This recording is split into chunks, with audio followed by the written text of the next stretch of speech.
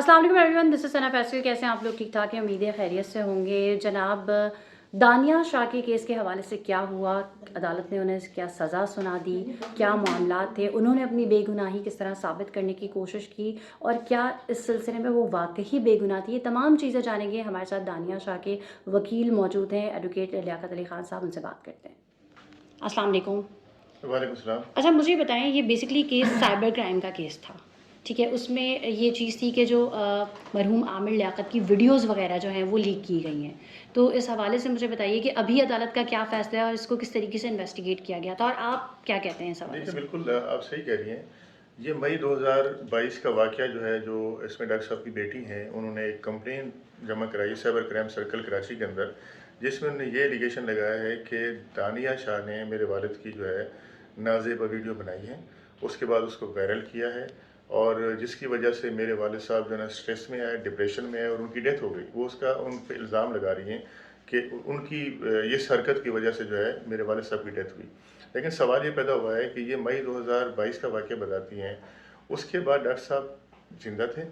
Doctor साहब ने कोई ऐसी कंप्लेन नहीं की, बल्कि उनके ट्वीट्स जो है ना मौजूद हैं सोशल मीडिया के ऊपर के दानिया शाह को मैंने माफ़ कर दिया है और मैं उनके साथ कंप्रोमाइज़ चाहता हूँ। दानिया शाह की शादी होती है, उसके बाद वो वापस रोदना चली जाती हैं। वहाँ जाके जो है ना वो खुला का केस फाइल करती हैं। मीनवाइल डॉक्टर साहब उनके साथ राब्ते में थे, उनको मेंटेनेंस भी भेज रहे थे जो ना, और दानिया शाह के मुताबिक, उसकी वालदा के मुताबिक, हमारा उनके साथ कंप्रोमाइज़ हो गया था और हम केस वापस लेने की कोशिश कर रहे थे। इसी दौरान जो है डॉक्टर साहब की डेथ हो गई। जब डॉक्टर साहब की डेथ हो गई तो उनका कहना ये भी है कि भाई हमें यहाँ पर नहीं आने दिया गया, और जिसकी वजह से हम उसकी तदफीन में भी जो है ना वो शामिल नहीं हो सके। फिर अब्दुल अहद नामी एक शख्स हैं, जो उन्होंने अप्लीकेशन मूव की कंसर्न मजिस्ट्रेट को कि डॉक्टर साहब का जो है, क्योंकि मैं उस हल्के का रिहायशी हूँ, लिहाजा उनका पोस्टमार्टम कराया जाए। वो एप्लीकेशन जब गई तो पुलिस ने ही जो है वो कोर्ट को लेटर लिखा, जो डॉक्टर साहब की तदफीन थी उसको रोक दिया, क्योंकि ये MNA है, लिहाजा इसका पोस्टमार्टम बहुत ज़रूरी है। उसके बाद जो है वो कोर्ट में जाके डॉक्टर साहब के जो बेटा और बेटी थे, उन्होंने जाके 164 के स्टेटमेंट रिकॉर्ड करवाए कि हम जो है किसी किस्म का पोस्टमार्टम नहीं करवाना चाहिए, आप चाहते। समझते हैं अगर वो पोस्टमार्टम होता तो बहुत सारी चीज़ें सामने आ सकती थी? जी बिल्कुल, मैं समझता हूँ आ सकती थी, लेकिन उसके बाद जो है उस मजिस्ट्रेट साहब ने जब वहाँ पे हुक्म दिया कि इसका पोस्टमार्टम होना चाहिए, फिर उसके बाद उस आर्डर को जो है जो डॉक्टर साहब की फैमिली थी उन्होंने चैलेंज किया एडिशनल सेशन जज के पास। एडिशनल सेशन जज ने जो है उसको सेटिस्फाइड किया, उन्होंने कहा जी नहीं होना चाहिए। फिर उस आर्डर को अब्दुल अहद हाई कोर्ट में लेकर गए, जहाँ पे जो है ना दानिया शाह भी फरीक बनी। हाई कोर्ट ने भी जो है उस आर्डर को मेंटेन रखा और उनने जो है वो पोस्टमार्टम से रोक दिया। अब ये मैटर जो है सुप्रीम कोर्ट में चल रहा है, जिसमें CPLA फाइल की हुई है दानिया शाह ने, जिसके अंदर दानिया शाह का मुतालबा यह है कि मेरे हस्बैंड का पोस्टमार्टम किया जाए और उसकी जो कत्ल के वजूहत हैं सामने लाई जाए। जब ये इशू इनके दरमियान चल पड़ा तो उसके बाद जो FIA थी वो एक्टिव हुई। इसमें कंप्लेनेंट ने जाके स्टेटमेंट रिकॉर्ड कराए। फिर 10/10/2022 को एक FIR दर्ज होती है FIA साइबर क्राइम सर्कल के अंदर।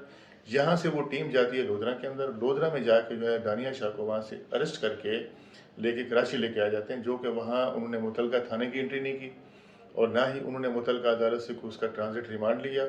उसको डायरेक्टली कराची में लेके आते हैं। जब कराची में पहुंचते हैं तो वहाँ पर भी जज साहब जो है मौजूद नहीं थे, जुमे का दिन था, वो चले गए थे। उसकी फिर सिटी कोर्ट में उन्होंने एंट्री की और सेकंड डे उन्होंने फिर जो है उसको मजिस्ट्रेट के पास पेश किया। फर्स्ट जुडिशल मजिस्ट्रेट साउथ जो है, वहाँ पर जो रिडक्शन का पॉइंट उठा, जो रिडक्शन पॉइंट के अंदर उस जज साहब ने रिमांड को रिटर्न किया। फिर ये रिमांड आया जो है ना first judicial magistrate court number east के अंदर, वहाँ से वो जुडिशल कस्टडी हुई। जुडिशल कस्टडी के बाद जो है हमने उसकी बेल एप्लीकेशन जो ट्रायल कोर्ट है वहाँ दाखिल की, उसको अदालत ने मुस्तरद किया। उसके बाद सेशन कोर्ट में दाखिल की, अदालत ने मुस्तरद किया। अब हमने उसको हाई कोर्ट में दाखिल किया है, जो कि 8 फरवरी को लगी हुई। अदालत ने FIA को, मुद्दईया को नोटिस जो है जारी किए हैं। उस दिन जो है उसकी समाअत होगी। मीनवाइल ट्रायल कोर्ट ने जो है दानिया शाह के ऊपर फर्जी जुर्म आयद कर दी है और 2 फरवरी को जो है मुद्दईया और FIA को नोटिस जारी किए हैं कि आप आके जो है इस बात को साबित करें। अब पूरा केस मैंने देखा, इसके अंदर 2 महीने के बाद FIA ने चार्जशीट सबमिट की है। 8 महीने से FIA जो यासिर शामी के कहते हैं जी, यासिर शामी के इंटरव्यू के अंदर दानिया शाह ने ये बात तस्लीम की कि मेरे पास ऐसी वीडियोस मौजूद हैं जिससे मैं जो है इनके जो खिलाफ सही है। वो कर ये सकती यासिर हूँ। शामी भी अदालत में पेश हुआ था? देखें, यासिर शामी ने 8 महीने के अंदर FIA उसका बयान तक रिकॉर्ड नहीं कर सकी। एक कैमरामैन मकसूद है, उसका कहना यह है कि जी मेरे सामने जो है उसने प्रोवाइड की थी। उसका एक स्टेटमेंट है जो कि बोगस स्टेटमेंट है। ایسا کوئی بھی فرانسک کے اندر جو ہے نا ایسا کوئی ثبوت سامنے نہیں آیا کہ دانیہ شاہ کے اکاؤنٹ سے موبائل سے ایسی کوئی ویڈیوز جو ہے صحیح. اور وہ وہاں پہ یاسر ٹرانسفر ہوئی شامی ہے. صاحب کیا کہتے ہیں؟ دیکھیے یاسر شامی کا بالکل موقف سامنے نہیں آیا ابھی تک، کیونکہ یاسر شامی کو ایف آئی اے نے نوٹسز بھیجے ہیں لیکن وہ پیش نہیں ہوا. اب یہاں پہ ان کے پاس ایک کمپلینٹ کا اسٹیٹمنٹ ہے، مقصود کا اسٹیٹمنٹ ہے، ایف آئی اے کا اسٹیٹمنٹ ہے. تو میں سمجھتا ہوں جو دانیہ شاہ سے موبائل ایف آئی اے نے کسٹڈی میں لی ہے، اس ایف آئی اے کے جو موبائل ہے وہ ان رجسٹرڈ موبائل تھا، اور اس کے اندر بھی کوئی ایسی ویڈیو نہ تو پائی گئی ہے صحیح. اس نہ میں وائرل کی گئی ہے. دانیہ کا یہ کہنا تھا کہ یہ میرا نیا موبائل ہے، میرا پچھلا موبائل میں نے سیل آؤٹ کر دیا ہے. جی بالکل، یہ بات سامنے ہوئی تھی جب عدالت نے ان سے پوچھا ہے ایف آئی اے والوں سے، تو انہوں نے کہا کہ جو ویڈیوز تھی وہ ڈیلیٹ ہو گئی. جب آپ کے پاس آپ کہتے ہیں ویڈیوز تھی ڈیلیٹ ہو گئی، اس کا کوئی ثبوت نہیں ہے، تو پھر آپ اس کو کیسے جیل میں ڈال سکتے ہیں نا. اب دیکھیں میٹر جو ہے نا اس میں انڈر پروسیس ہے، انڈر ٹرائل ہے. اب دیکھتے ہیں اس کے اندر جو ہے نا کیا آگے رخ اختیار کرتا ہے. میں سمجھتا ہوں کہ جو ایلیگیشن لگائے گئے ہیں اس کیس کے اندر جو ہے وہ انتہائی جو ہے نا ویک ہیں.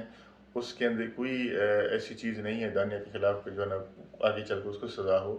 تو دانیہ کیونکہ شاہ جو ویڈیوز وہ کہہ رہے ہیں کہ لیک کی گئی ہیں، جس کی بنا پر وہ اسٹریس میں تھے، وہ کہہ رہے ہیں کہ اس وقت وہاں کوئی تیسرا موجود نہیں تھا، دانیہ اور ڈاکٹر عامر لیاقت ہی موجود تھے. دیکھیں دانیہ کا کہنا یہ ہے کہ ان کے ساتھ بہت سارے لوگ کام کرتے تھے، بہت سارے لوگ آتے تھے جو نا ان کو اس میں جو ہے نا ان کے ساتھ زیر اسٹاف بھی تھا اور بھی لوگ وہاں پہ ہوتے تھے ان کے ساتھ. تو میں اکیلی نہیں تھی، اور میرے علاوہ اور بھی لوگ تھے. صحیح. بہت شکریہ.